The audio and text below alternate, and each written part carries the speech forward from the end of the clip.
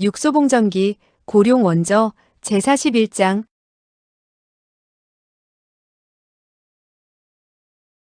40일. 가락산과 탄지신통. 욕을 한다는 것은 권할 만한 일은 못 된다. 그러나 영원히 그 존재의 가치는 있다. 누구든지 자신이 증오하는 사람을 한바탕 욕하고 나면 후련한 느낌이 들 것이다. 마치 오래된 변비를 시원하게 쏟아낸 것처럼. 그런데 육소봉은 그런 통쾌한 기분을 오래 즐기지 못했다. 여관에서 나와 먼지가 뽀얗게 쌓인 큰 길을 따라 반리쯤 걷고 있을 때였다. 그는 갑자기 마음에 걸리는 일이 두 가지 생각이 났다. 그대로에는 세안사무와 자신을 제외하고 아무도 보이지 않았다. 이젠 자기를 미행하는 사람조차 없었다. 이것이 그를 불쾌하게 했고 또 한 가지는 주머니에 평상시 요릿집 점원에게 주는 수고비 정도의 푼돈밖에는 없다는 사실이었다. 그는 언제나 떠들썩한 것을 좋아했다. 각양각색의 사람들이 늘 그의 주위에 있었고 설령 그들 중 자신에게 해를 끼치는 사람이 있다 하더라도 그는 전혀 개의치 않았다. 그가 견딜 수 없는 것은 외로움이었다. 만약 이 세상에서 그에게 두려움을 줄 수 있는 것이 있다면 그것은 바로 외로움일 것이다. 가난도 외로움의 근원이 된다. 외로움은 가난에서 비롯되는지도 모른다. 돈이 있을 때는 외로움을 달래기가 쉬웠다. 하지만 주머니가 텅텅 비면 외로움이 그림자처럼 바싹 따라붙는다는 것을 느낄 것이다. 육소봉은 한숨을 내쉬었다. 얼굴을 핥히고 지나가는 바람이 유난히 차갑게 느껴졌다.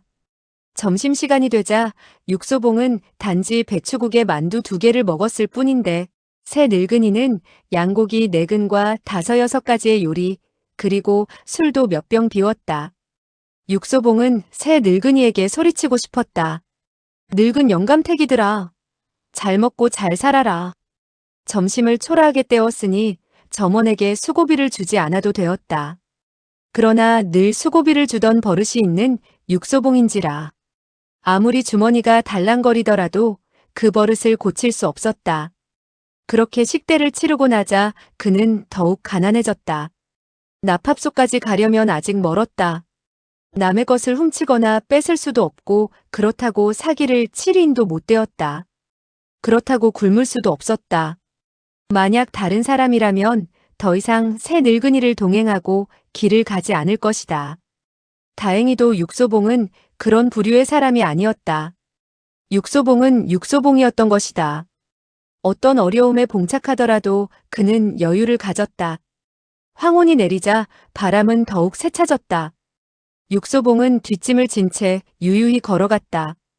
마치 근사한 만찬을 마친 후 바람 쐬러 나온 사람처럼 여유 있어 보였다. 물론 점심때 먹은 만두는 이미 소화가 되어 배가 고팠다. 그는 속으론 웃고 있었다.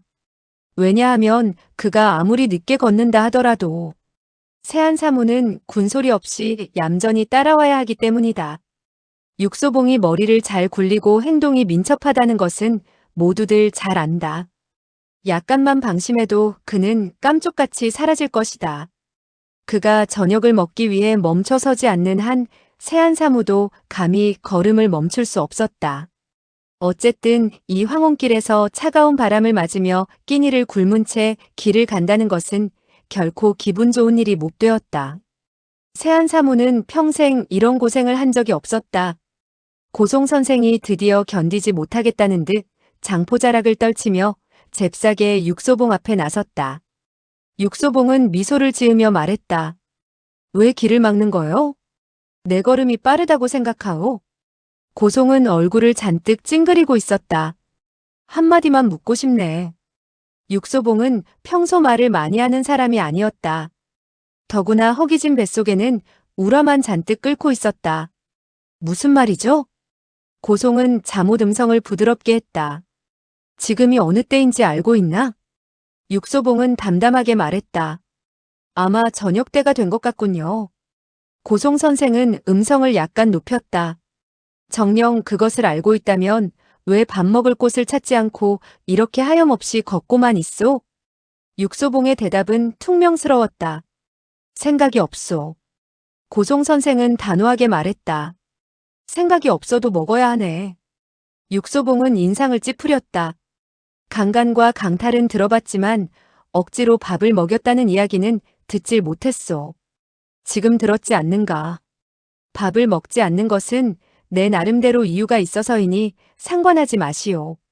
사람이라면 누구나 밥을 먹어야 하는데 자네는 사람이 아니란 말인가?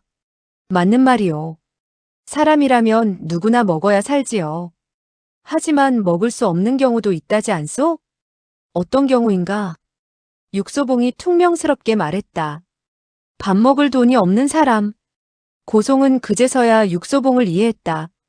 갑자기 그의 눈에 장난기가 어렸다. 그랬었군. 그렇다면 누가 한턱 낸다면 걸음을 멈추겠나?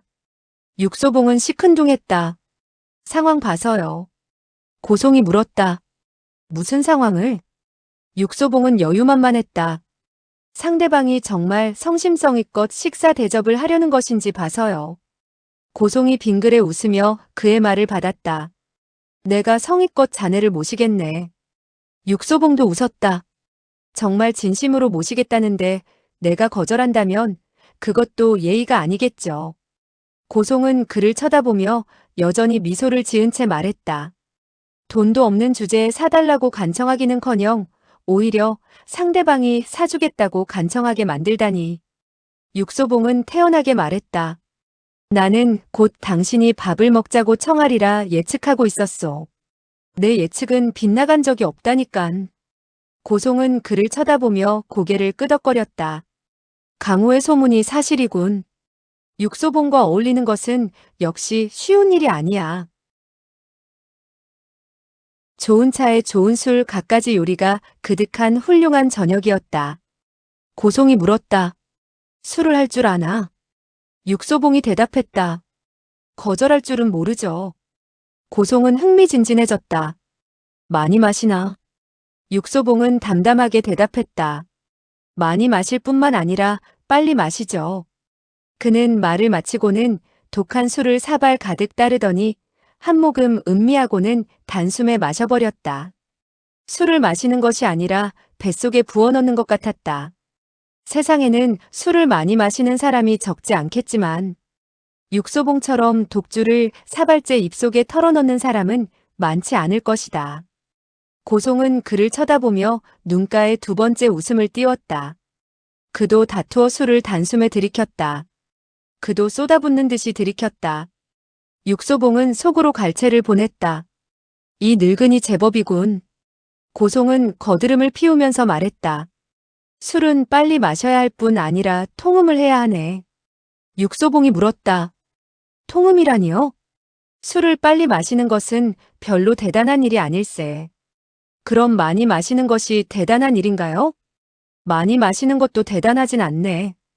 빨리 많이 마시고도 취하지 않아야 대단한 거지. 고송은 마치 술에 대 갈아도 된 것처럼 여유만만했다. 냉혹하고 도도한 그의 성격이 술을 거론하자 뜻밖에도 다른 사람으로 변하는 것 같았다. 육소봉이 물었다. 그럼 당신은 주량이 어떻게 되시오? 모르겠네. 육소봉은 흥미를 느낀 듯 다그쳐 물었다. 그럼 여지껏 한 번도 취한 적이 없다는 말인가요? 고송은 부인하지 않고 육소봉에게 물었다. 자네는 얼마만큼 먹고 취해보았는가? 나는 단 한 잔만 마셔도 취기가 오죠. 그러나 100잔을 마셔도 역시 그 모양이요. 고송의 눈에 세 번째 미소가 띄워졌다. 그래서 자네도 취한 적이 없겠군. 육소봉도 부인하지 않았다. 그는 술 한 사발을 들이키고 안주를 맛있게 먹었다. 바둑에서 적수를 만난다는 것은 아주 즐거운 일이다. 술 마실 때 적수를 만나는 것도 더욱 술맛이 나게 만드는 법이다. 술을 좋아하지 않는 사람은 이런 기분을 모르리라. 청죽과 한매는 아예 그들을 거들떠보지도 않았다. 천천히 자리에서 일어나 밖으로 나갔다. 밤 공기는 차가웠다. 두 사람은 뒷짐을 진 채 밤하늘을 쳐다보았다. 청죽이 먼저 입을 열었다. 고송은 얼마 동안 취하지 않았지? 한매가 대답했다. 53일째가 되네. 청죽은 한숨을 내쉬었다. 그러나 오늘은 취하고 싶어 하는 눈치였네. 다시 한참 동안 침묵이 흘렀다. 한매도 한숨을 내쉬며 입을 열었다. 자네는 얼마 동안 취하지 않았지? 청죽은 잠시 생각하더니 말했다. 23년이나 되었군. 한매는 그를 쳐다보았다. 그때 우리 세 사람이 진탕 취하고 나서부터 정말 술을 한 방울도 안 마셨나? 청죽은 빙긋이 웃었다. 세 사람 중 한 사람이라도 맑은 정신을 가져야 세 사람의 건강을 지키지 않겠는가? 한매가 그의 말을 받았다. 두 사람이 맑은 정신을 유지한다면 더 오래 살겠지. 청죽은 미소 지은 채 말했다. 그래서 자네도 취한 적이 없지 않은가? 한매가 두 손을 펴보이며 말했다. 맞네, 20년이 넘도록 취해본 적이 없지. 청죽이 소리내어 웃었다. 장아이, 사실 자네 주량은 청죽이나 고송보다 세지. 한매도 빙긋이 웃었다. 주량이 센 거야 자네를 이길 만한 사람이 있겠나. 청죽이 말했다. 하지만 나는 알고 있네. 주량이 아무리 세도 술을 이길 수 없다는 것을. 영원히 취하지 않는 사람은 없을 걸세. 한매가 고개를 끄덕였다. 맞는 말이네.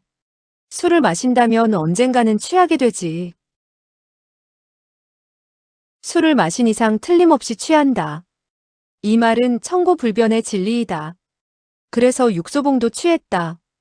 방은 큰 편이었고 커다란 화로에는 불이 지펴져 있었다. 육소봉은 알몸인 채 호화로운 침상에 누워 있었다. 그는 발가벗고 자는 버릇이 있었다. 잘 때 옷을 입는다는 것은 마치 바지를 벗고 방귀를 뀌는 것처럼 번거롭게 느껴졌다. 어느 누구든 술에 취하면 잠이 깊이 들게 마련이다. 그도 예외는 아니었다. 그러나 남들과 다른 점은 비교적 빨리 일어난다는 것이다. 창밖은 아직 어둠이 깔려 있었다. 방 안도 어두웠다. 그는 깨어나 어둠 속에서 한동안 얼빠진 사람처럼 멍하니 앉아 있었다. 그는 많은 일을 생각했다. 다른 사람에게 도저히 말할 수 없고 심지어 자신에게마저 숨기고 싶은 일들이었다. 육소봉은 의식적으로 생각을 피하고 싶었다. 그래서 고송과 술래기를 하다시피 해서 취했던 것이다. 그런데 눈을 뜨자 그런 생각들이 아직도 진드기처럼 뇌리에 붙어 있었다. 왜 잊어야 할 일은 한사코 잊혀지지 않는 것일까? 그리고 기억해야 할 일은 어쩌면 그리도 잘 잊어버리는 것일까? 육소봉은 나직이 한숨을 내쉬었다. 그는 자리에서 몸을 일으켰다. 바로 이때 옆에서 또 하나의 한숨소리가 들려왔다. 육소봉은 깜짝 놀라 주위를 살폈다. 그러나 아무도 보이지 않았다. 육소봉은 눈을 비비며 다시 주위를 살폈다. 몽롱한 그림자가 맞은편 의자에 앉아 있는 것이 어렴풋이 보였다. 언제 들어왔으며 그곳에 얼마나 오래 있었는지 육소봉은 전혀 눈치채지 못했다.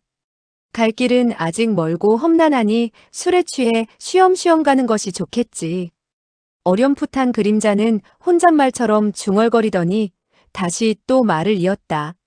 먼 길을 가다 보면 재미있는 일도 많을 걸세. 육소봉은 웃었다. 다른 사람이라면 도저히 웃음이 나올 상황이 아니었지만 육소봉은 웃었다. 당신은 아주 낭만적인 사람 같군요. 천만의 말씀, 나는 단지 평상시에 느끼던 것을 말했을 뿐이네. 당신은 이 한밤중에 그 한마디를 하기 위해 여기까지 온 것이요? 아닐세. 꼭 하고 싶은 몇 마디가 있어서 왔지. 육소봉은 미간을 찌푸렸다. 이 한밤중에 내가 꼭 들어야 할 말이요? 내 생각에는 그래야 할 것 같은데. 그의 음성은 비록 부드럽고 느렸지만 일종의 비수처럼 예리한 면이 담겨져 있었다. 육소봉은 한숨을 내쉬며 슬그머니 침상에 누웠다. 꼭 들어야 될 말이라면 그리 듣기 좋은 말은 아닐 텐데. 굳이 앉아서 듣지 않아도 된다면 편히 누워서 듣겠소. 누워서 듣는다는 것은 손님에 대한 예의가 아닌 것 같은데. 당신은 나의 손님인 것 같지 않소. 나는 당신에 대해서 전혀 아는 것이 없으니 언제 왔으며 무엇 때문이며 심지어 얼굴조차 모르니 날 보고 싶은가? 그건 별로 어렵지 않네. 그는 가볍게 기침을 했다. 그러자 뒷문이 열리며 불꽃이 번쩍였고 갑자기 등불이 밝혀졌다. 흑색 정장 차림에 검은 복면을 한 사람이 그곳에 서 있었다. 그는 깡마른 데다 온통 검은색이라 마치 꼬챙이처럼 보였다. 그의 손에는 청동으로 만든 등이 들려 있었고 등 뒤에는 시커먼 검이 걸려 있었는데 등과 검의 양식은 모두 고와하고 정교했다. 불쑥 나타난 이 흑의 복면이는 마치 오랫동안 지옥에 갇혀 있다가 인간 세상에 재앙을 안겨주기 위해 홀연히 나타난 유령 같았다. 그의 출현으로 인해 방 안은 갑자기 음산한 기운으로 가득 찼다. 의자에 단정히 앉아있는 사람도 등불에 의해 윤곽이 드러났다. 화롯불은 이미 꺼졌다. 음산한 불빛 아래 음산한 사람들 탓인지 방 안은 온통 음산한 기운으로 덮여 있었다. 앉아있는 사람의 차림새는 매우 화려했다. 표정도 고귀하고 우아해 보였다. 그의 형형하게 빛나는 눈동자는 언제든지 명령을 내릴 수 있는 위험이 담겨 있었다. 그러나 그에게서도 음산한 기운이 풍겨나왔다. 심지어 뒤에 서 있는 흑의 사나이보다 더욱 무섭게 느껴졌다. 육소봉은 주위를 파악한 후 그제서야 입가에 미소를 띄웠다. 과연 내가 생각한 대로군요. 내 생김새가 자네가 생각한 것과 같다는 건가? 그렇소. 귀하의 모습은 내가 상상한 것과 거의 흡사하오. 그럼 내가 누군지도 알고 있겠군? 육소봉은 서슴지 않고 말했다. 당신은 가락산이오. 상대방은 뜻밖인지 다소 놀라는 눈치였다. 자네는 날 본 적이 있나? 아니오. 흑의 사나이가 다그쳐 물었다. 그런데 어떻게 나를 알고 있지? 육소봉은 미소를 지으며 그의 의문을 풀어주었다. 가락산이 아니면 어느 누가 이 음산한 밤에 나를 찾아오겠소. 그리고 가락산이 아니라면 감히 누가 이런 멋있는 고검을 찬 내공의 고수를 시종으로 데리고 다닐 수 있겠소. 드디어 가락산이 크게 웃었다. 그의 웃음소리마저 음산하게 느껴졌다. 그가 약간 풍자적으로 말했다. 좋아. 육소봉은 과연 육소봉답군. 보는 눈도 정확하고. 육소봉도 따라 웃었다. 별 말씀을 과찬의 말씀이요. 가락산은 웃음을 멈추고 그를 한참 주시하더니 천천히 입을 열었다. 그럼 내가 온 목적도 알고 있나? 나는 당신의 입을 통해 직접 그 목적을 듣고 싶소. 나는 자네가 돌아가기를 바라네. 돌아가라니? 어디로 돌아가란 말이오? 가락산은 의미심장한 미소를 짓고 있었다. 육소봉이 어울리는 곳 화려한 세계 말일세. 휘황찬란한 등불이 밝혀진 술집과 도박장, 그리고 미녀들이 있는 기방에서 왕처럼 군림하는 육소봉. 육소봉은 당연히 그런 곳에 있어야 하네. 육소봉은 침을 삼켰다. 그건 사실이오. 나도 가고 싶소. 하지만 가락산이 그의 말을 잘라버렸다. 하지만 무엇인지 알지. 자네가 요즘 주머니가 궁색하다는 것을. 그래서 내가 노잣돈을 좀 준비해왔지. 이렇게 말한 그가 다시 헛기침을 하자. 빽발이 성성한 노인이 커다란 상자를 짊어진 두 사나이를 데리고 들어왔다. 상자 안에는 눈이 부시는 황금과 백은이 가득 담겨져 있었다. 육소봉은 눈살을 찌푸렸다. 이렇게 많은 돈을 가지고 다닌다는 것은 불편한 일이오. 가락산이 말했다.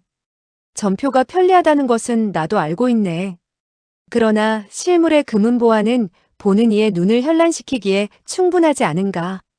사람의 마음을 움직이려면 실질적인 물건을 눈앞에 펼쳐놓아야 한다는 것을 나는 알고 있으니까.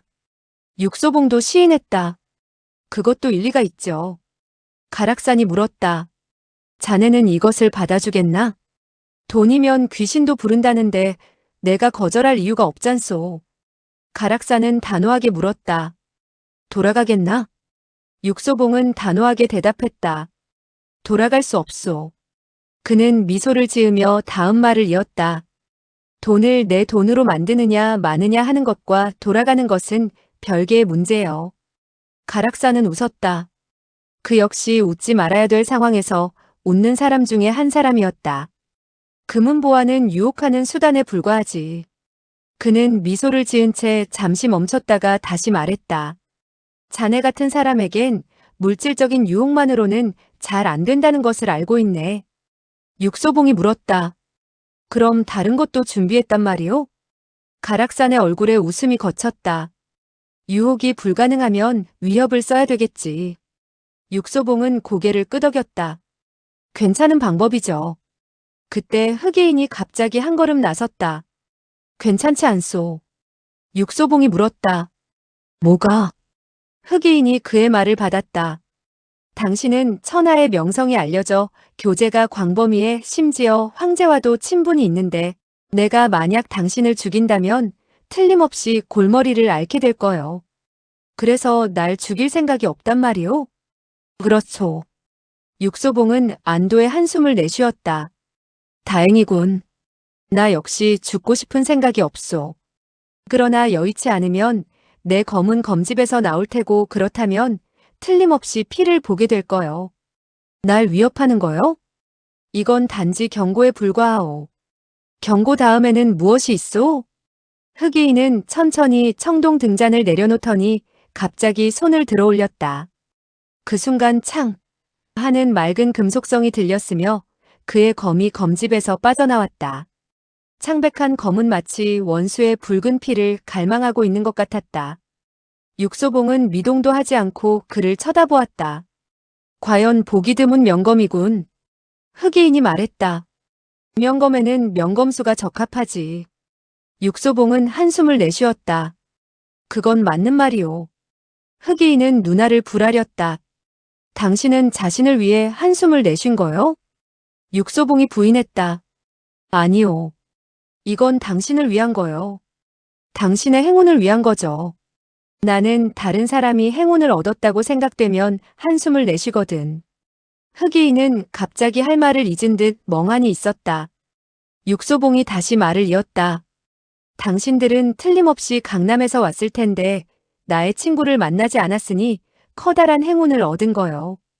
흑이인이 물었다. 만약 당신의 그 친구를 만났다면? 만약 그를 만났다면 보검은 이미 그의 소유가 됐을 거고 당신은 틀림없이 땅속에 묻혔을 거요. 흑이인은 냉랭하게 말했다.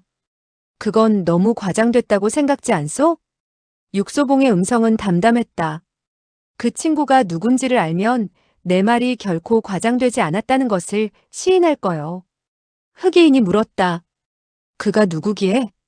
육소봉이 말했다. 서문치설. 서문치설. 흰눈 같은 장삼자락을 펄럭이며 검 끝에서 뚝뚝 흘러내리는 선혈. 번개 같은 검광. 유성처럼 싸늘한 안광. 검나를 타고 내리는 마지막 한 방울의 피. 흑이인의 표정은 복면으로 가려져 볼 수 없었지만 눈동자가 갑자기 수축되는 것 같았다. 하지만 당신은 서문치설이 아니오. 바로 이 순간 그는 검을 뽑았고 무지개 같은 검광과 함께 뼈를 애일 듯한 검기가 전개됐다. 놀라운 힘, 놀라운 정확도, 놀라운 속도였다. 과연 누가 이 번개 같은 일격을 당해낼 수 있을까? 육소봉. 그는 여전히 누워 있었다. 단지 이불 속에서 한 손을 뻗어내 두 손가락으로 상대방의 검날을 살짝 집었을 뿐이다. 이것이야말로 절세무의의 절초였다. 이것이야말로 불가사의한 묘초였다. 그가 두 손가락으로 상대방의 검날을 짚는 순간 검광은 즉시 사라지고 검기도 자취를 감췄다. 바로 그 순간이었다. 갑자기 지붕이 뚫리며 한 사람이 원숭이처럼 거꾸로 매달려 양손을 번뜩였다. 즉시 37줄기의 싸늘한 광채와 더불어 육소봉을 겨냥한 암기가 빗발치듯 발출되었다. 이건 실로 뜻밖의 기습이었다. 박, 박 하는 소리가 연거푸 들리며 37줄기의 암기는 전부 육소봉이 덮고 있는 솜니불에 꽂혔다. 단지 솜니불에 꽂혔을 뿐이다. 짧은 거리에다 엄청난 힘으로 발출한 암기였지만 뜻밖에도 솜니불을 뚫지 못했다. 흑이인은 자신이 쥐고 있는 검을 한심스런 표정으로 내려다보았고 천정에 거꾸로 매달려 있는 사람은 한숨을 내쉬었다. 육소봉의 지법이 천하제일이라는 소리는 들어왔지만 내공 또한 이렇게 대단하리라고는 생각지 못했소. 육소봉은 아무 일도 없었다는 듯 웃고 있었다. 나 역시 내가 이렇게 운이 좋을 줄은 생각지도 못했어. 흑의인이 침착하게 말했다. 이건 운이 아니라 실력이요. 육소봉이 말했다. 실력이 있고 운이 없는 것보다 운이 있고 실력이 좀 모자라는 게 더 좋잖소. 그는 다른 한 손을 내밀어 검나를 어루만졌다. 좋은 검이군. 흑의인이 말했다. 당신은 어떻게 할 거요? 육소봉은 한숨을 내쉬었다. 나는 서문치설이 아니요. 검을 돌려줄 것이요. 또한 당신 목숨도 돌려줄 거요. 가락산이 나섰다. 이건 위협이네. 그는 미소를 지으며 말을 이었다. 유혹도 안 되고 위협도 실패했으니 이제 내가 어떻게 했으면 좋겠나? 육소봉이 말했다. 그냥 돌아가는 것이 좋지 않겠소? 가락산은 그의 말을 못 들은 척했다. 옛말에 영웅은 미인에 약하다는데 귀하는 틀림없는 영웅일세. 그럼 미인은 어디 있지? 미인은 바로 문 밖에 있었다. 바람이 불자 바람결에 여인의 향기가 실려왔다. 손가락이 아주 긴 노인이 구리로 된 등잔에 불을 밝혔다. 그러자 문 밖에서 흰옷을 입은 중년 여인이 자색 옷을 입은 소녀를 부축하고 들어왔다. 이 부인은 키가 늘씬했으며 검은 머리를 단정하게 빗어 올렸다. 등불에 비친 그녀의 피부는 마치 소녀처럼 탄력 있어 보였다. 누가 보더라도 그녀가 젊었을 때 상당한 미인이었다는 것쯤은 짐작할 수 있으리라. 지금은 비록 중년이었지만 그래도 남자의 마음을 사로잡는 그런 매력이 있었다. 경험이 풍부한 남자라면 젊은 여자보다 이런 여인에게 더 관심을 가질 것이다. 그러나 그녀가 자색 옷의 소녀 옆에 서 있자 한순간 빛을 잃었다. 소녀에게 눈길이 가자 절로 탄성이 나왔다. 그 아름다움은 말로 형용할 수 없었다. 그녀는 보는 사람으로 하여금 마치 이른 봄 춘풍이 불 때 호숫가에 잔잔하게 이는 파문처럼 마음을 두근거리게 했다. 그녀는 고개를 숙인 채 들어와 조용히 그곳에 서 있었다. 그리고는 살며시 얼굴을 들어 육소봉을 응시했다. 그 동작은 너무나 조용했다. 육소봉은 온몸이 굳어지는 것 같았고 신체의 일부분에 동요가 왔다. 그녀의 눈동자는 마치 보이지 않는 용암처럼 남자의 욕망을 끌어오르게 했다. 이 소녀를 보자 육소봉은 천하절색이란 어떤 얼굴을 말하는지 비로소 깨달을 수 있었다. 가락사는 편안한 자세로 의자에 앉아 있었다. 그는 육소봉의 얼굴 변화를 지켜보며 만족한 듯 입을 열었다. 그녀는 초초라고 하네. 남자의 마음을 사로잡기에 충분하지 않는가. 육소봉은 시인했다. 정말 아름다운 여인이군. 가락산이 말했다. 뭐하니 자네도 그녀를 좋아하는 것 같군. 육소봉은 부인하지 못했다. 가락산은 미소를 지었다. 자네만 좋다면 언제든지 떠나도 좋네. 그녀는 자네를 따라갈 걸세. 금은보화가 든 상자도 함께 가져가게. 육소봉은 한숨을 내쉬었다. 그녀더러 기다리라고 하시오. 가락산이 물었다. 자네는 언제 떠날 생각인가? 육소봉이 대답했다. 나찰패를 찾으면 즉시 떠날 거요. 가락산은 안색이 변했다. 어떻게 해야 내 청을 들어주겠는가? 자네가 원하는 것이 도대체 뭔가? 육소봉은 눈동자를 한번 굴렸다. 나는 원래 원하는 것이 없었는데 지금은 한 가지 생각이 났소. 뭔가? 육소봉은 담담하게 말했다.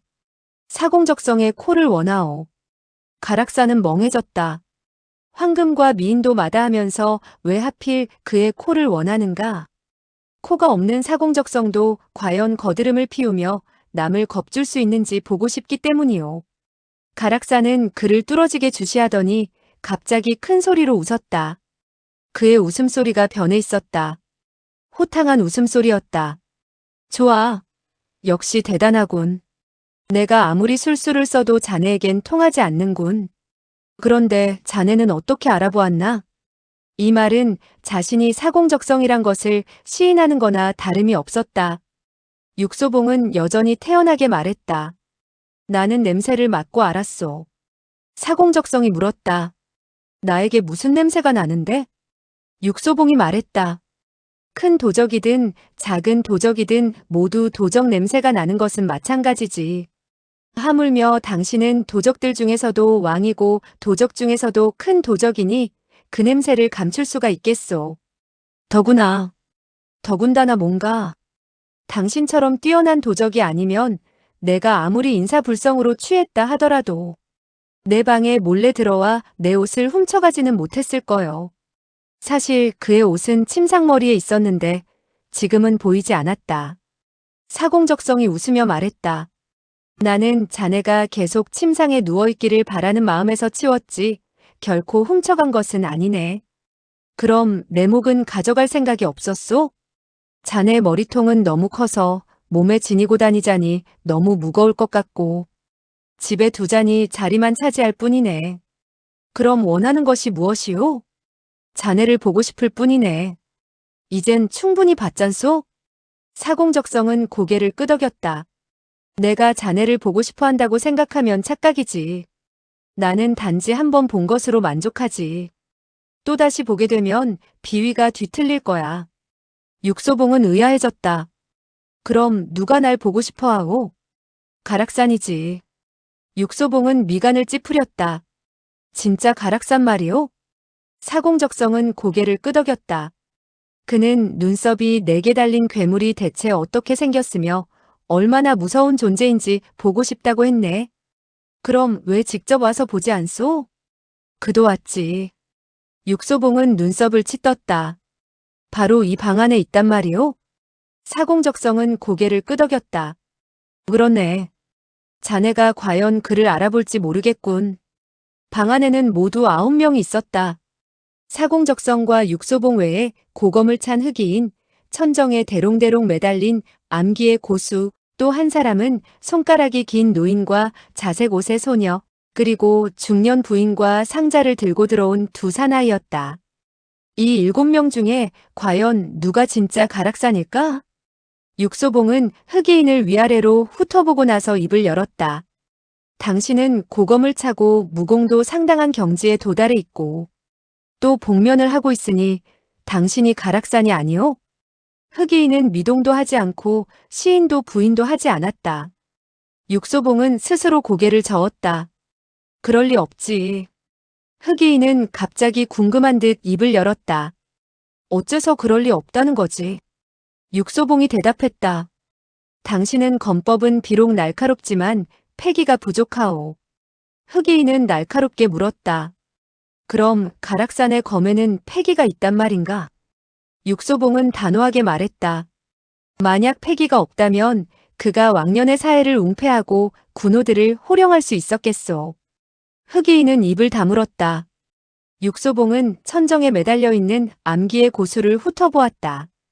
육소봉은 잠시 그를 쏘아보더니 고개를 저었다. 역시 가락산은 아니군. 천정에 매달린 사나이가 기분이 나쁜 듯 소리쳤다. 이유가 뭐요? 육소봉이 대답했다. 가락산 같은 인물이라면 절대 지붕 위에서 원숭이처럼 거꾸로 매달려 있는 허술함은 보이지 않을 테니까. 암기의 고수도 입을 다물었다. 다음에는 손톱을 길게 기른 노인 차례였다. 당신의 신분으로 보아 손톱을 길게 기른 것은 어울리지 않소. 조금 전에 등잔의 심지를 높일 때 사용했던 그 은으로 만든 귀이개는 비단 정교하게 만들어졌을 뿐 아니라 강호에서 경험이 풍부한 사람들이 독의 유무를 확인할 때 흔히 사용하는 거요. 그리고 당신의 눈빛으로 보아 내공도 상당한 경지에 도달한 것 같소. 노인은 안색 하나 변하지 않았다. 그럼 자네는 내가 가락산이라고 생각하나? 당신도 아닌 것 같군. 어째서지? 당신은 그럴 자격이 없소. 이번에는 노인의 안색이 변했다. 그럴 자격이 없다니. 육소봉은 서슴지 않고 말했다. 가락산은 왕년의 바다를 주름잡았소. 지금도 그는 상당한 권력과 부를 누리고 있어.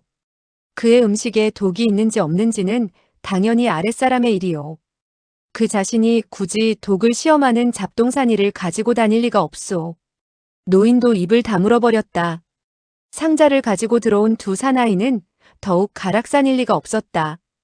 그들은 생김새와 손이 거칠고 어느 면으로 보나 군호들을 호령할 만한 기질이 엿보이지 않았다. 지금 육소봉은 자색 옷의 소녀를 응시하고 있었다. 사공적성이 입을 열었다. 그녀가 가락산이라고 생각하나? 육소봉은 자색 옷의 소녀에게서 눈을 떼지 않으며 말했다. 그녀는 가능성이 있어. 사공적성은 눈이 휘둥그레지며 소리쳤다. 그녀가 가능성이 있다니? 육소봉은 단호하게 말했다. 그녀의 아름다움과 매력은 문남자들을 굴복시켜 좌지우지하고도 남음이 있을 것이요. 그러나 애석하게도. 사공적성이 물었다. 애석하게도 뭔가? 육소봉은 고개를 갸우뚱했다. 그녀의 나이가 너무 어린 것 같소. 가락산의 딸이라면 몰라도 가락산은 아닐 거요. 사공적성은 육소봉을 쳐다보며 감탄하는 빛을 감추지 못했다. 그렇다면 이제 한 사람밖에 남지 않았군. 남은 것은 중년 부인이었다. 그렇다면 그녀가 가락산이란 말인가? 가능성이 있어. 육소봉은 중년 부인을 응시한 채 다음 말을 이었다. 가락산은 30년 전에 바다를 주름잡았소. 그는 지금 최소한 60세는 되었을 거요. 중년 부인은 보기에 기껏해야 40살 정도 되어 보였다. 육소봉은 다시 말을 이었다. 소문에 의하면 가락산은 힘이 세고 매우 용맹하여 왕년에 바다에서 패권 다툼을 할 때는 수십 명을 단지 그 혼자서 단숨에 해치우곤 했다 하오. 중년 부인은 우아하고 또한 연약해 보였다. 사공적성은 미소를 지었다. 자네의 말은 다 맞네. 하지만 중요한 일을 잊고 있네. 육소봉은 의아했다. 잊고 있다니요? 사공적성은 넌지시 말했다. 가락산이 남자라는 건 말일세. 한데 지금 저 부인은 연약한 여자 아닌가. 그 점은 별로 중요하지 않소. 이번엔 사공적성이 멍해지는 것 같았다. 무슨 의미요? 육소봉도 태연히 말했다. 지금 강호에는 변장술에 능통한 사람이 갈수록 많아지는 것 같소. 남자가 여장을 하고 여자가 남장을 하는 것은 별로 대수로운 일이 아니오. 사공적성은 다그치듯 물었다. 어쨌든 자네는 그녀가 가락산이라고 생각하나? 육소봉은 설레설레 고개를 저었다. 아니요. 그녀 역시 가락산이 아닌 것 같소. 사공적성의 눈빛이 빛났다. 그렇다면 누구란 말인가? 가락산은 틀림없이 이 방 안에 있네. 이들 7사람이 전부 가락산이 아니라면 그럼 틀림없이 있다는 가락산은 도대체 누구란 말인가? 육소봉은 빙긋이 웃었다. 당신은 마지막 말을 하지 말았어야 하는데. 사공적성이 그의 말을 잘랐다. 무슨 마지막 말? 내가 무슨 말을 잘못했던가? 육소봉은 태연하게 대답했다. 당신도 알다시피 세상만사는 변화가 많은 법이요. 절대 일어나지 말아야 할 일이 발생하고 절대 해낼 수 없는 일도 해내는 경우가 많소. 심지어 상전도 벽해로 변하는데 더군다나 다른 일이야. 사공적성이 그의 말꼬리를 물었다. 그래서? 육소봉은 태연하게 말을 이었다. 그래서 이 여인은 절대 가락산일 리가 없어야 하는데 뜻밖에도 그녀가 가락산일 줄이야. 사공적성은 눈꼬리를 치켰다. 그럼 그녀가 원래 남자인데 여장을 하고 있단 말인가? 육소봉은 고개를 끄덕였다. 그렇소. 사공적성은 당치도 않다는 표정이었다. 가락산은 바다를 주름잡고 해적들은 그의 이름만 들어도 혼비백산하는데 만약 그가 여자처럼 나약하고 부드럽다면 어떻게 그 거칠은 해적들을 굴복시킬 수 있었겠는가? 당신은 어쩌면 그가 왕년에 가졌던 별명을 잊었을지 모르지만 나는 잊지 않고 있어. 사공적성은 호기심 어린 눈으로 그를 쳐다보았다. 뭔가 철면용왕이란 벼로가 있었죠. 지난날의 명장 적청도 전쟁터에 나갈 때는 항상 얼굴에 징그러운 청동 가면을 썼었소. 그는 미소를 지으며 말을 이었다. 적청은 원래 미남자였소. 그는 자신의 용모로는 상대방에게 위압감을 줄 수 없다는 판단 아래 그런 징그러운 가면을 썼던 것이요. 아마 가락산도 그랬을 거요. 사공적성은 아무 말도 못하고 듣고만 있었다. 이때 중년 부인이 한숨을 내쉬며 앞으로 나섰다. 추리력이 아주 대단하군. 육소봉은 그녀의 말을 받았다. 그리 대단한 편은 아니지만 그렇다고 형편없지도 않소. 중년 부인은 육소봉을 쏘아보고 있었다. 그래, 내가 바로 가락산이다. 왕년의 철면용왕이었고 지금은 강남선사라고들 부르지. 신분을 밝힌 가락산의 그 부드럽던 얼굴은 즉시 얼음장처럼 차갑게 변했다. 그리고 눈동자에서도 칼날처럼 광채가 뿜어져 나왔다. 그는 완전히 다른 사람으로 바뀐 것이다. 그의 차림새와 얼굴은 전혀 변하지 않았는데 표정과 풍기는 느낌은 완전히 다른 사람이었다. 그것은 마치 이미 검집에서 벗어난 검처럼 어떤 살기를 품고 있었다. 살인을 밥 먹듯이 하던 무림의 대호, 그에게서 이런 살기가 풍기는 것은 당연한 이치였던 것이다. 그는 육소봉을 응시하며 다시 차갑게 말했다. 내가 나를 알아보다니. 육소봉이 대답했다. 바로 그녀 때문이요. 그는 틈틈이 초초를 바라보고 있었는데 그 눈동자에는 열정과 선망의 빛이 역력했다. 그 순간 가락산의 눈빛이 분노로 변했다. 뭐라고? 그녀 때문이라고? 그녀가 암시를 했단 말이냐? 가락산의 변하는 표정을 보고 육소봉은 유쾌하게 웃으며 넉살 좋게 이죽거렸다. 굳이 그렇게 말한다면 그렇다고 할 수도 있죠. 왜냐하면 그녀가 여기 없었다면 당신이 가락산이란 것을 도저히 알 수 없었을 테니까. 초초의 어깨에 올려져 있던 그의 손에 갑자기 힘이 주어졌다. 초초의 아름답던 얼굴이 즉시 고통으로 일그러졌다. 육소봉은 절로 한숨이 나왔다. 이제서야 그는 그들이 어떤 관계인지 확실히 알 수가 있었다. 흉악하고 교활한 늙은 여우와 힘없고 가냘픈 토끼, 탐욕스러운 독수리에게 잡힌 한 마리 가엾은 앵무새. 그는 초초가 고통스러워하는 표정을 더 이상 지켜볼 수가 없었다. 그녀 잘못이 아니오. 그녀 같은 여인이라면 어딜 가더라도 모든 남자들의 시선을 집중시킬 것이오. 가락산은 냉소를 날렸다. 육소봉은 설명했다. 하지만 이곳의 남자들은 한 번도 그녀에게 눈길을 주지 않더군. 그 이유가 무엇이었겠소?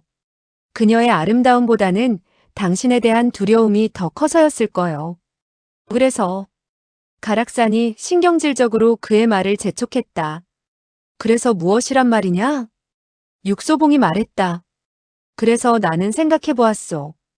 여기 모인 사람들은 나름대로 자신감이 있는 남자들인데 왜 당신을 두려워하는지. 당신이 바로 살인을 밥 먹듯 하는 가락산이 아닐까 하는데 생각이 미친 것이오.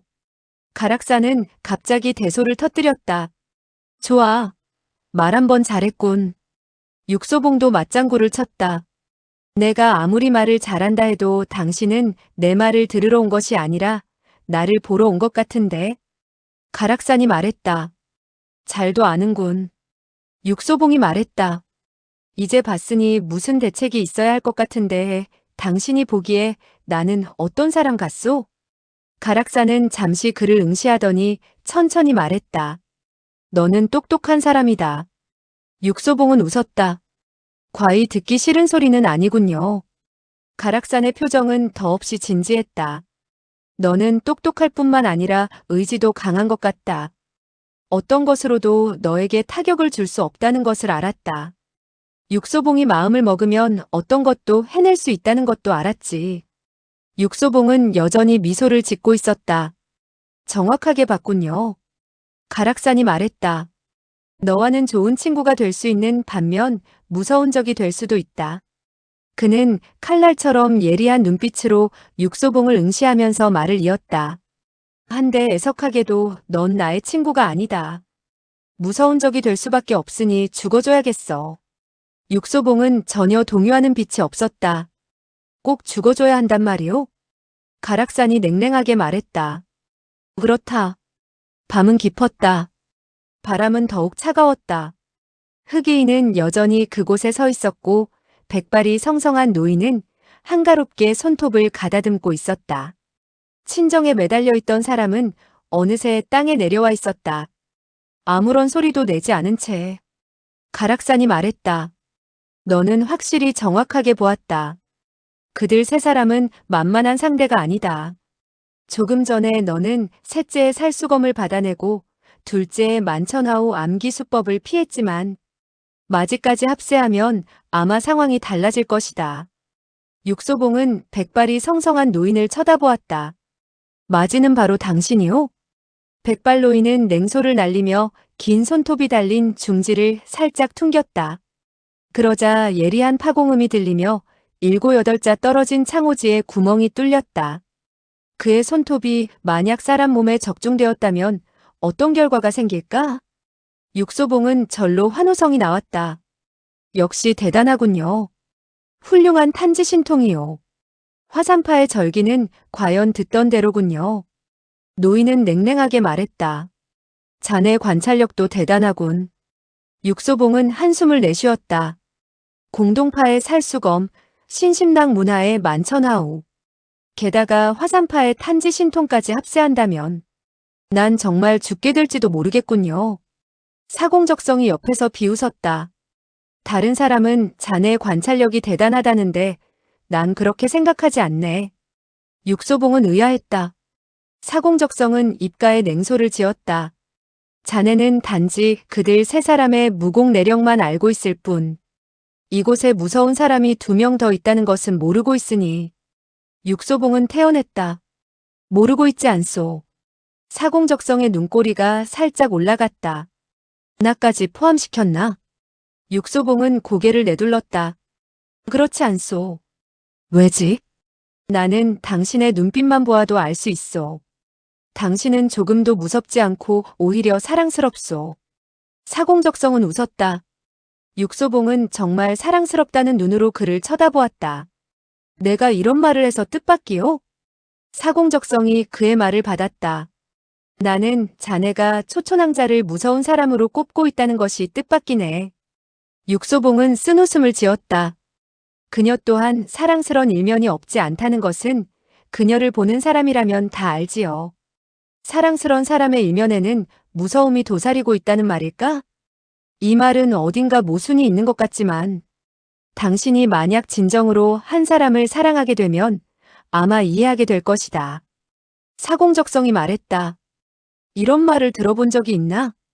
육소봉이 물었다. 무슨 말이요? 사랑스런 여인은 탈명추혼이란 말을. 육소봉은 절로 초초에게 시선이 옮겨졌다. 그는 부인하고 싶었다. 나는 그녀가 목숨을 빼앗아 혼을 따라다니리라고는 도저히 믿어지지 않소. 초초가 생긋이 웃었다. 그녀의 웃음은 활짝 핀 봄꽃 같았지만 출수는 살모사보다 더 악랄했다. 그녀는 달콤하게 웃는 순간 출수를 한 것이다.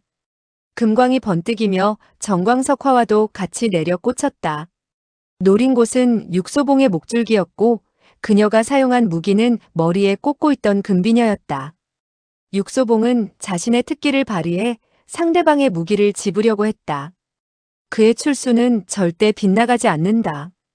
그러나 그는 손을 뻗자마자 즉시 걷어들여야 했다.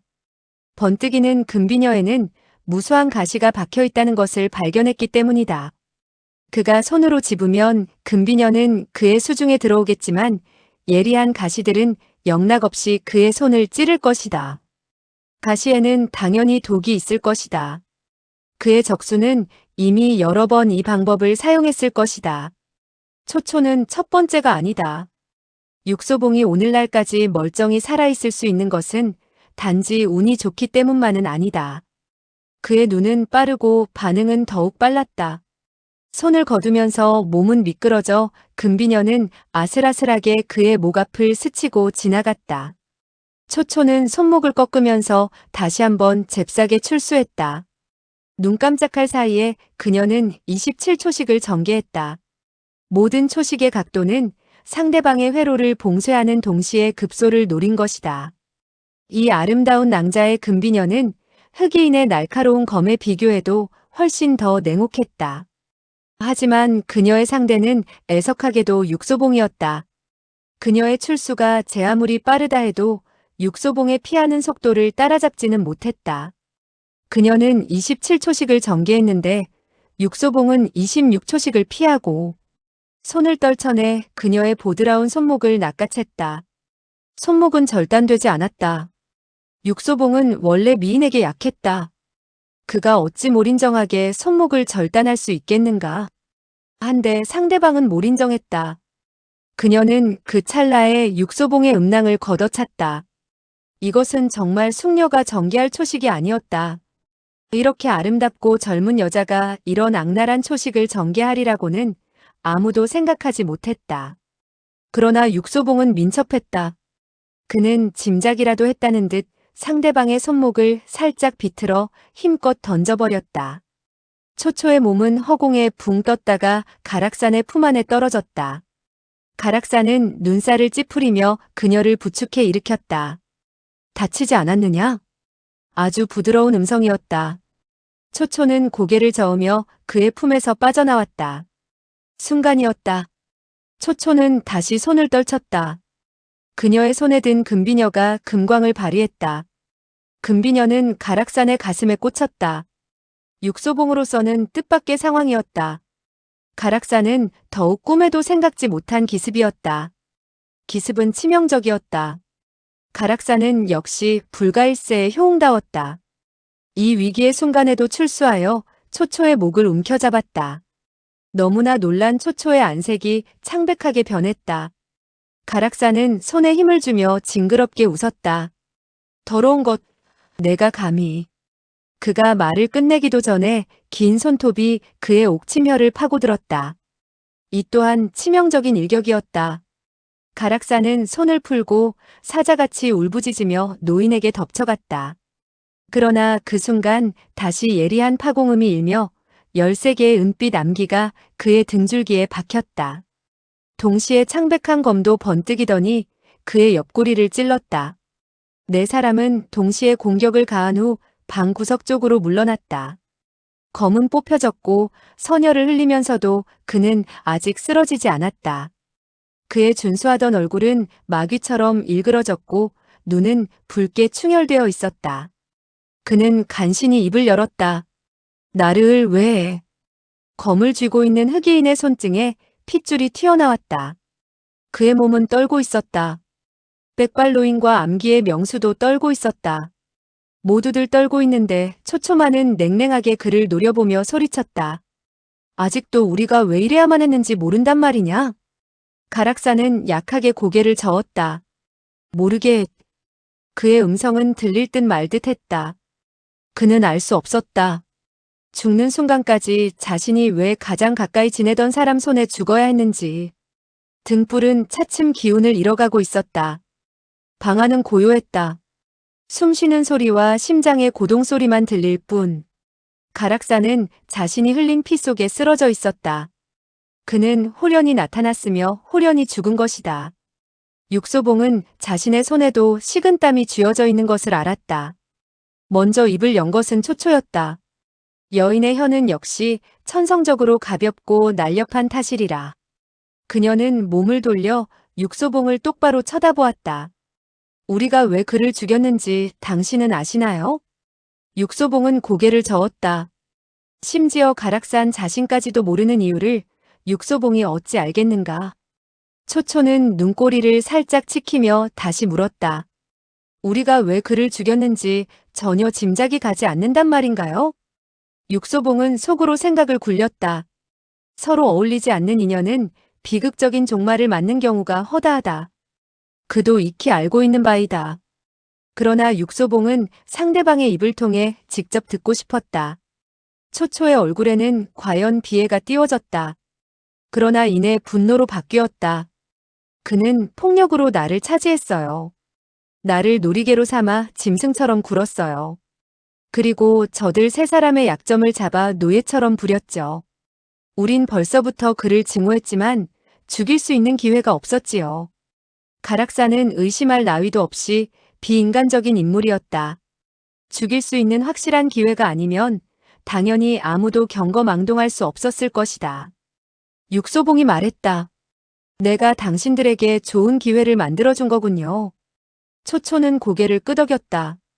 그래서 우리는 당신에게 고마워하고 있으며 또한 보답할 생각이에요. 육소봉은 미소 지었다. 보답이란 말이 여인의 입을 통해 나왔을 때는 특별한 의미를 지닌다. 그런데 초초의 태도는 매우 엄숙했다. 당신이 나찰패를 찾고 있다는 것을 알고 있어요. 그리고 당신이 아직 아무 근거도 찾지 못했다는 것도 알고, 나찰패에 대해서만은 아마 우리가 당신보다 더 많은 것을 알고 있을 거예요. 그래요? 당신이 원한다면 우린 최선을 다해 당신을 도와줄 거예요. 어떻게 도와줄 거요? 초초는 금은보화가 가득 담겨진 상자를 가리키며 말했다. 이런 상자가 마차에 아직 12개가 더 있어요. 이하는 가락산이 이미 죽은 것을 모르고 있어요. 그리고 가락산의 모습을 본 적도 없죠. 그러니 육소봉이 다음 말을 이었다. 그러니 내가 가락산으로 위장해 이 돈으로 이하에게서 나찰패를 산다면 전혀 힘들이지 않고 손에 넣을 수가 있겠군요. 초초는 한숨을 내쉬었다. 가락산은 가끔 착각 속에 빠져 살았지만 한 가지만은 정확하게 봤군요. 당신이 똑똑하다는 것. 육소봉은 쓴웃음을 지었다. 아무리 똑똑해도 지금 당신들이 왜 이러는지는 모르겠소. 초초는 잠시 생각을 굴리더니 입을 열었다. 가락산이 우리 손에 죽었다는 사실이 누설되는 것을 원치 않아요. 그의 제자들이 복수할까봐 겁나서 그렇소? 초초가 웃었다. 그를 위해 복수할 제자는 없을 거예요. 단지 육소봉이 그녀의 말을 받았다. 그는 돈이 아주 많고 유산도 아주 많은데 그렇기 때문에 그에 따른 적도 많을 거요. 초초는 가느다랗게 한숨을 내쉬었다. 당신은 역시 똑똑하군요. 육소봉이 말했다. 당신들은 나를 죽여 입을 봉할 자신도 없고 또한 이 비밀이 누설되는 것도 원치 않으니 나를 매수하는 수밖에 없겠군요. 초초가 눈을 깜빡이면서 다그쳐 물었다. 우린 서로 도울 수 있어요. 육소봉은 쓴웃음을 지었다. 하지만 애석하게도 이곳에는 눈 있는 사람이 나뿐만이 아니고 입 있는 사람도 나뿐만이 아니오. 초초가 말했다. 그건 걱정하지 마세요. 여기 있는 사람은 다 우리 편이니까. 단지 사공대역. 그녀가 사공적성에게 시선을 돌리자 사공적성이 그녀의 말을 가로챘다. 나는 대엽이 아니라 대적이지. 초초가 매혹적인 눈길을 보냈다. 우리는 사공대적이 육소봉의 친구라는 것을 알고 있어요. 육소봉이 만약 승낙한다면 그는 절대 반기를 들고 나오진 않을 거예요. 사공적성은 눈을 부라렸다. 나는 겸손한 표현으로 나를 대적이라고 했는데 초초마저 나를 대적이라고 부르다니. 초초는 생긋이 웃었다. 나는 당신의 의사를 존중해 주었을 뿐이에요. 사공적성은 너털 웃음을 터뜨렸다. 그는 역시 남자였다. 아름다운 여인 앞에서 남자는 너그러워지기 마련이다. 초초는 자신의 아름다움에 대해서 매우 자신 있는 것 같았다. 그녀는 사공적성을 곱게 흘겨보며 입을 열었다. 당신의 생각은 어떻죠? 사공적성이 말했다. 사공대적은 육소봉의 친구가 아니니 언제든지 그를 배신할 수가 있지. 하지만 귀찮은 일을 자초하고 싶지는 않네. 특히 이런 종류의 귀찮은 일은. 초초가 얼른 그의 말을 받았다. 당신도 승낙을 하시는 거죠? 사공적성은 그녀를 쳐다보며 말했다. 하지만 한 가지 조건이 있지. 초초는 눈동자를 굴리며 의미 있는 웃음을 지었다. 무슨 조건이죠? 혹시 초초의 아름다운 몸을 원하나요? 이 말은 조금 전에 그녀가 육소봉의 음낭을 걷어찬 것보다 더욱 주위 사람들을 놀라게 만들었다. 사공적성은 껄껄 웃으며 말을 받았다. 아마도 원하지 않는 사람은 없을걸. 나도 초초처럼 아름다운 여인과 잠자리를 같이 한다면 좋겠지만 며칠 못 가서 심장의 고동이 멎게 되어 죽을 거요. 초초는 물었다. 그럼 무얼 원하죠? 사공적성이 진지하게 말했다. 나찰패를 수중에 넣으면 그 4명의 여인을 놓아주게. 초초는 눈알을 굴렸다. 당신이 말하는 4명의 여인은 이하 그들인가요? 사공적성이 고개를 끄덕였다. 초초의 안색이 금세 변했다. 당신은 왜 그녀들에게 관심을 가지고 있죠? 그녀들과 무슨 특별한 관계라도 가졌나요? 사공적성은 어이가 없다는 듯 고개를 내둘렀다. 초초는 아름다운 숙녀인데 말투는 왜 그 모양이지? 초초가 생긋이 웃었다. 나는 원래 자극적인 말을 좋아해요. 사공적성이 한숨을 내쉬었다. 내 조건을 받아줄 건가 그것만 말해보게. 초초는 고개를 끄덕였다. 당연히 받아들여야죠. 사공적성은 즉시 그 자리에서 일어나더니 육소봉에게 손을 들어 보였다. 내 볼일은 끝난 것 같네. 잘 있게.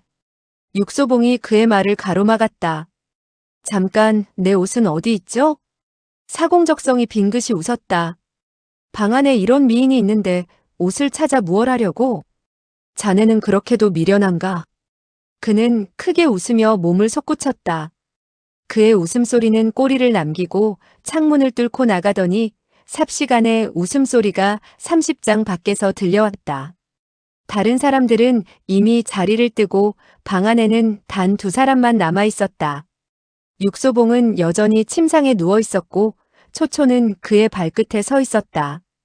그녀는 겉보기에는 아주 얌전한 요조 숙녀 같은데 한마디 불쑥 내뱉은 말이 또다시 육소봉을 놀라게 했다. 당신은 날 원하고 있죠? 당신도 틀림없이 날 원하고 있을 거예요. 육소봉은 어이가 없었으나 부인할 수도 없었다. 그 또한 남자임에 틀림없었다. 당신은 역시 아름답소. 초초는 그를 주시하며 매혹적으로 웃었다. 그녀의 웃음에는 그윽한 의미가 담겨 있었다. 아름다움은 언제나 자신감을 주죠. 나는 이미 당신의 마음을 읽고 있었지요. 그러나 그렇게 쉽게는 안 될걸요. 침상에 그대로 누워 천천히 생각해 보세요. 그녀는 살며시 몸을 돌리더니 문 쪽으로 걸어갔다. 그리고는 손을 흔들며 말했다. 우리 내일 만나요. 쾅 하는 소리가 들리며 문은 닫혔다. 육소봉은 눈을 멀거니 뜨고 멍청이 있었다. 나는 왜 이렇게 멍청할까? 왜 이렇게 일이 이상하게 됐을까? 그런데 이것보다 더 이상한 일이 그를 기다리고 있을 줄은 그는 전혀 생각지 못했다.